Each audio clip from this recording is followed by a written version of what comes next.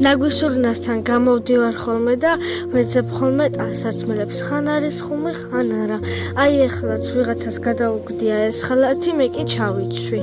ნაგვისურნასთან გამოვდივარ ხოლმე იმ დროს, როცა ჩემი თანაკლასელები და ჩემი მეგობრები აქ არ არიან ხოლმე, იმიტომ რომ არ მინდა რომ დამინახონ, რომ ნაგვისურნიდან ვიღებ რაღაცებს და ძალიან მსხვენია.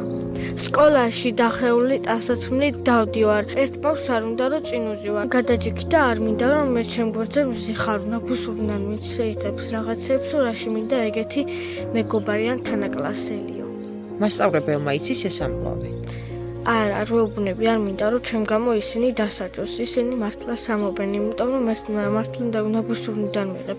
გაჭირობა არ არის სამარცხვინო. სამარცხვინო არის შენი თანაკლასელის ქმედება.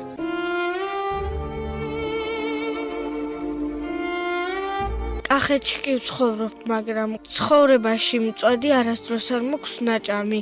ბევრი ამბობს, რომ ძალიან გემრიელიაო და ძალიან მინდა რომ გავშინჯო. სულ მშერი ვარ, მშიშირისგან ხოლმე მუცელი მტკივა ხოლმე. ჩვენ სულ ქირაქირა დავდივართ. არც ერთს არ შემოუწვია მეზობელს, არც საჭმელი და არც არაფერი. ამ სახლში ორი თვის გადმოსული ვართ ქირით. ყველა მეზობელმა იცის, რომ ჩემი ერთი წლის დაიკო შერია და ისა ერთხელაც არავის არ შემოუწვდია ფაფა.